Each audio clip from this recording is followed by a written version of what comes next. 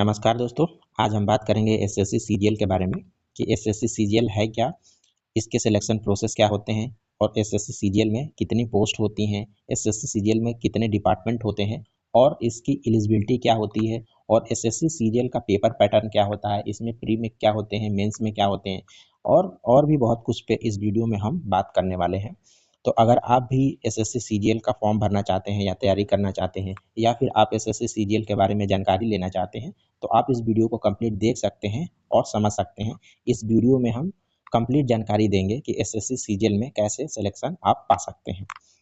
तो सबसे पहले हम जानते हैं कि एसएससी सीजीएल का पूरा नाम क्या है। तो एसएससी सीजीएल का पूरा नाम staff selection commission combined graduate level examination होता है, यानी कि ये आपका एसएससी का फुल नेम होता है। एसएससी सीजीएल का फुल नेम होता है। यह एक नेशनल लेवल एग्जाम है, यानी कि जो आपका एसएससी सीजीएल का एग्जाम होता है वो नेशनल लेवल एग्जाम होता है। आप ऐसे समझ सकते हैं कि जो जितने भी एसएससी सीजीएल का एग्जाम होता है वो पूरे भारतवर्ष में कराया जाता है। तो आप किसी भी राज्य से हो आप एसएससी सीजीएल का एग्जाम दे सकते हैं। जो एजेंसी इस एग्जाम को कराती है उसका नाम है स्टाफ सिलेक्शन कमीशन, यानी कि एसएससी। तो आप यहाँ देख सकते हैं कि एसएससी एक बॉडी है जो कि सीजीएल का एग्जाम कंडक्ट कराती है, यानी कि आपका जो सीजीएल का एग्जाम है वो एसएससी के द्वारा कराया जाता है और एसएससी का फुल नेम होता है स्टाफ सिलेक्शन कमीशन। वहीं अगर हम बात करते हैं सीजीएल का फुल नेम क्या होता है, तो सीजीएल का फुल नेम होता है कंबाइंड ग्रेजुएट लेवल, यानी कि सीजीएल का एग्जाम आपको एसएससी के द्वारा कराया जाता है। इसके बाद हम थोड़ा नीचे आते हैं तो यहाँ आप देख सकते हैं कि एसएससी क्या है। आप यहाँ देख सकते हैं कि एक ऐसी परीक्षा है जिसे भारत सरकार के विभिन्न मंत्रालयों, विभागों और संगठनों में ग्रुप बी और सी के पदों पर भर्ती कराई जाती है। यानी कि जो आपका एसएससी सीजीएल के एग्जाम के थ्रू जितने भी भारत के मंत्रालय हैं उसमें ग्रुप बी और ग्रुप सी की पोस्ट पे भर्ती कराई जाती है। यानी कि एसएससी सीजीएल के द्वारा आप डायरेक्ट ग्रुप बी लेवल की और ग्रुप सी लेवल की नौकरी पा सकते हैं। उसके बाद नेक्स्ट स्टेप में आप देख सकते हैं, अगर आप ग्रेजुएट हैं यानी कि आपने ग्रेजुएशन कर रखा है तो आप इस परीक्षा के जरिए भारत सरकार में नौकरी पा सकते हैं। यानी कि अगर जितने भी कैंडिडेट ग्रेजुएट हैं वो इस फॉर्म को भर सकते हैं एसएससी सीजीएल की। ये वैकेंसी ग्रेजुएशन के बाद ही आती है, यानी कि जितने भी बच्चे ग्रेजुएट हो चुके हैं वही इस फॉर्म को सिर्फ भर सकते हैं। नेक्स्ट स्टेप में आप देख सकते हैं कि यहाँ पे एसएससी सीजीएल के जरिए आप कौन सी नौकरी पा सकते हैं। यानी कि अगर आप एसएससी सीजीएल का फॉर्म भरते हैं और इसकी तैयारी करते हैं तो आप कौन सी पोस्ट पा सकते हैं। तो इसमें कुछ प्रमुख पोस्ट हैं जिनको एसएससी सीजीएल में आप पा सकते हैं। तो सबसे पहला इसमें मुख्य पोस्ट होता है इनकम टैक्स, यानी बहुत सारे बच्चों का ड्रीम जॉब होती है इनकम टैक्स इंस्पेक्टर बनना। वहाँ पे आप एएसओ बन सकते हैं, असिस्टेंट सेक्शन ऑफिसर बन सकते हैं। उसके बाद आप यहाँ सेंट्रल एक्साइज इंस्पेक्टर बन सकते हैं, सीबीआई ज्वाइन कर सकते हैं, ऑडिटर बन सकते हैं, अकाउंटेंट बन सकते हैं और टैक्स असिस्टेंट बन सकते हैं। तो ये जो कुछ पोस्टें हैं जो सीजीएल में प्रमुख पोस्टें हैं, यानी कि पॉपुलर पोस्ट हैं। तो अगर आप सीजीएल का फॉर्म भरते हैं और सीजीएल का तैयारी करते हैं तो आप इन प्रमुख पोस्टों पे अपना सिलेक्शन पा सकते हैं। इसके अलावा भी और सारी पोस्टें होती हैं जो आप सीजीएल क्रैक करने के बाद उसको ज्वाइन कर सकते हैं। इसके बाद हम बात करते हैं कि आप किन विभागों में नौकरी पा सकते हैं एसएससी सीजीएल के थ्रू।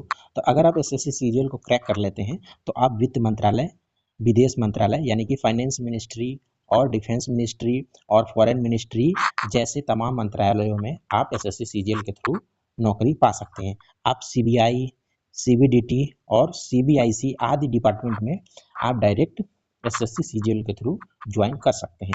तो एसएससी सीजीएल एक बहुत ही बेहतरीन और एक अच्छी नौकरी मानी जाती है जो आपको बहुत सारे मंत्रालयों में, विभागों में अच्छी पोस्ट पे आपको सिलेक्शन देती है।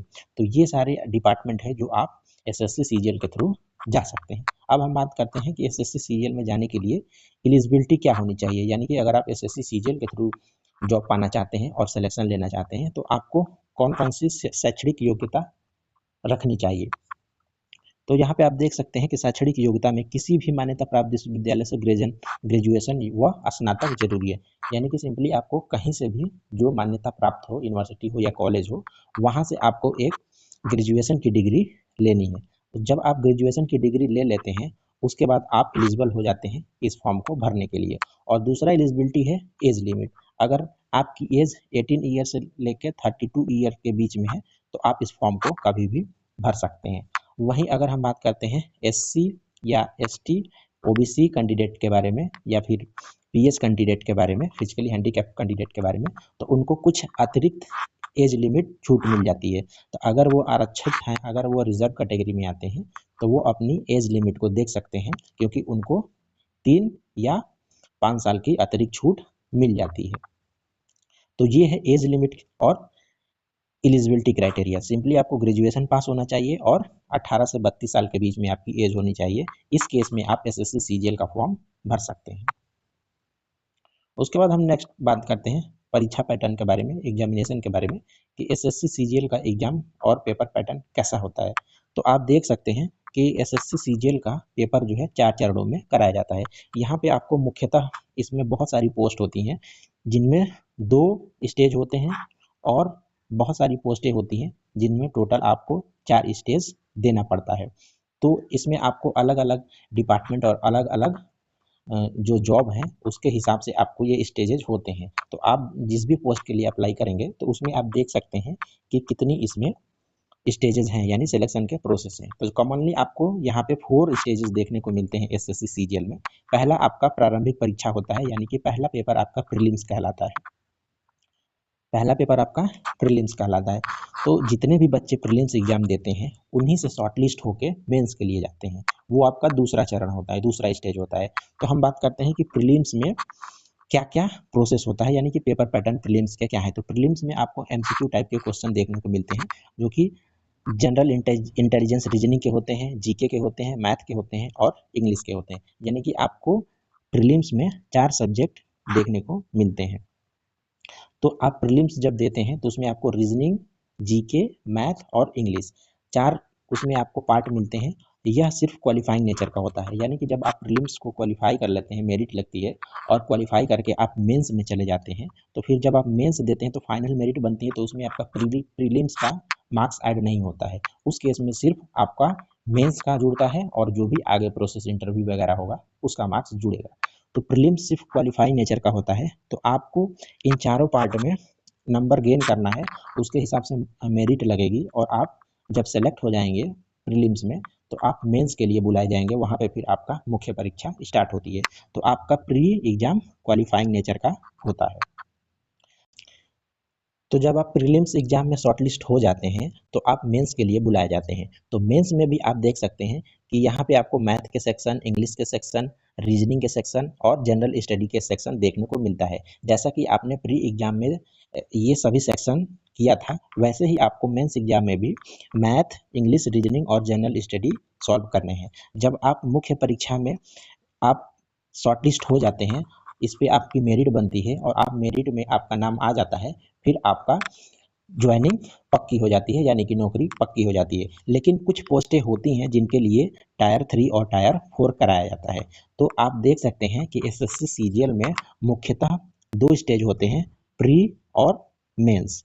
लेकिन कुछ पोस्टें होती हैं, कुछ डिपार्टमेंट में ऐसी पोस्टें होती हैं जिनके लिए आपको टायर 3 और टायर 4 एग्जाम देना पड़ता है। तो हम देखते हैं कि उन पोस्टों के लिए टायर 3 और टायर 4 एग्जाम में क्या कराया जाता है। तो अगर कुछ पोस्टें होती हैं डिपार्टमेंट में, उसके लिए आप अप्लाई किए हैं तो आपको टायर 3 और टायर 4 देना पड़ेगा। टायर 3 में आप देख सकते हैं कि एस्से राइटिंग करना पड़ता है, लेटर और एप्लीकेशन लिखना पड़ता है हिंदी या अंग्रेजी में। वहीं अगर आप टायर 4 के लिए एलिजिबल हैं तो उसके लिए आपको टाइपिंग टेस्ट देनी पड़ती है, कंप्यूटर स्किल टेस्ट देना पड़ता है, उसके बाद आपका डॉक्यूमेंट वेरिफिकेशन वगैरह होता है। तो आप यहाँ समझ सकते हैं कि SSC CGL में मेजरली आपको 4 टायर देखने को मिलते हैं, 4 स्टेजेस देखने को मिलते हैं। उसके बाद आपकी नौकरी पक्की हो जाती है। अब हम नेक्स्ट बात करते हैं कि SSC CGL की तैयारी कैसे कर सकते हैं। तो आप देख सकते हैं कि SSC CGL की तैयारी के लिए कुछ यहाँ पे टॉपिक्स दिए गए हैं। जैसे आप सबसे पहले अपने बेसिक को मजबूत कर सकते हैं, मतलब कि जो भी आपका बेसिक है, यानी कि जो भी चैप्टर होता है उसका एटलीस्ट आपको पूरे डिस्क्रिप्टिव नहीं पता है, लेकिन उसका एटलीस्ट आपको शॉर्ट में उस चैप्टर के बारे में और सिलेबस के बारे में आपको जानकारी होनी चाहिए। और दूसरा है मैथ रीजनिंग की डेली प्रैक्टिस करें। और तीसरा आपका मेन टॉपिक है करंट अफेयर पे ध्यान दें, हमेशा करंट अफेयर से जुड़े रहें, पढ़ते रहें। और चौथा इंपॉर्टेंट है मॉक टेस्ट। तो ये है SSC CGL के कुछ टिप्स जिसको फॉलो करके आप SSC CGL को आसान बना सकते हैं। उसके बाद हम बात करते हैं कि कंक्लूजन में बात करते हैं कि मेन इसका कंक्लूजन क्या है। तो आप कंक्लूजन में देख सकते हैं कि एसएससी सीजीएल भारत की सबसे लोकप्रिय सरकारी परीक्षाओं में से एक है, यानी कि इसमें कोई डाउट नहीं है। जो एसएससी सीजीएल है वो भारत की टॉप जो वैकेंसीज होती हैं ग्रुप बी और सी की, उनकी सिलेक्शन कराती है और अच्छे डिपार्टमेंट में आपको जॉब देती है। अगर आप मेहनत सही तरीके से कर रहे हैं तो आप एसएससी सीजीएल को क्रैक कर सकते हैं, क्योंकि ये अच्छी नौकरी है।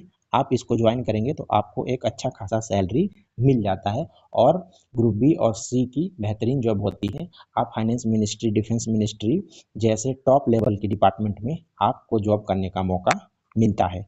तो ये रहा टोटल ओवरऑल एसएससी सीजीएल के बारे में। आज हमने यहाँ देखा कि एसएससी सीजीएल होता क्या है, इसमें कितनी पोस्ट होती हैं और इसमें क्या क्या डिपार्टमेंट होता है और इसमें एलिजिबिलिटी के क्या प्रोसेस हैं, और एग्जाम पैटर्न भी यहाँ हम देख लिए और समझ गए। अगर ये वीडियो हमारी आपको अच्छी लगी तो आप हमारे चैनल को सब्सक्राइब कर सकते हैं, वीडियो को लाइक कर सकते हैं, और भी अपडेट पाने के लिए आप हमारे चैनल से जुड़े रह के आप और भी अतिरिक्त जानकारी पा सकते हैं। धन्यवाद।